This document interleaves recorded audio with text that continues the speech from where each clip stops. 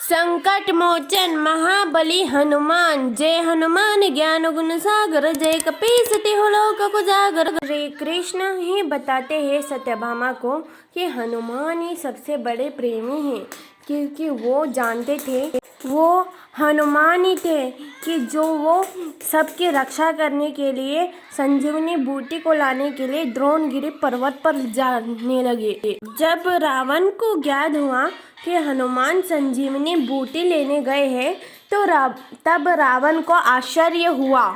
रावण उस पर ब्रह्मास्त्र का प्रभाव नहीं हुआ?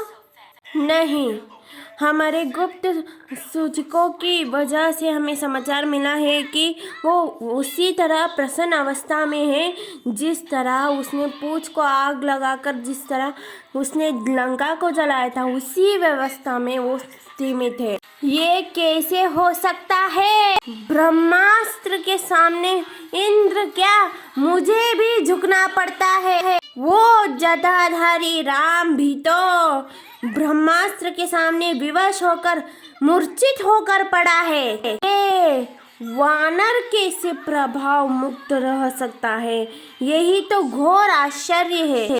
तो क्या वो वानर परम पिता ब्रह्मा, मेघनाथ और मुझसे भी अधिक शक्तिशाली है?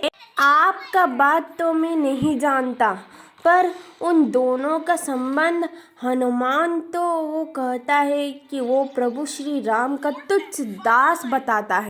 केवल राम।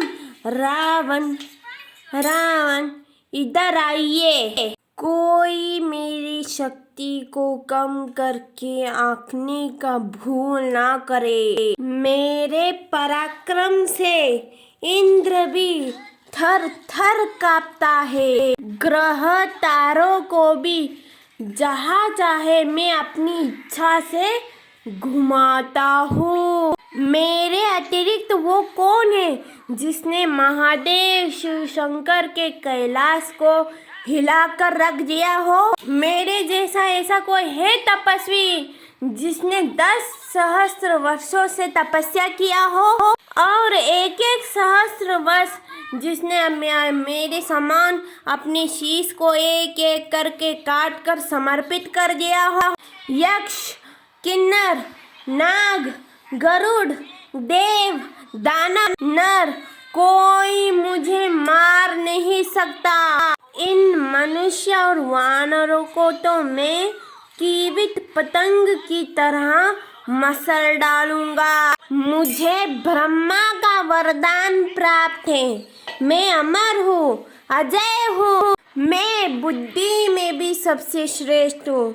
मेरे 10 शीश इसका प्रमाण है। मैं बल में भी सबसे श्रेष्ठ हूँ। मेरी 20 भुजाएं इसका प्रमाण है। इतना ही नहीं, मैं छल में भी सबसे श्रेष्ठ हूँ। ना श्री, जहाँ बुद्धि और बल दो ही परास्त हो जाते हैं तो वहाँ मैं छल से भी विजय हो जाता हूँ।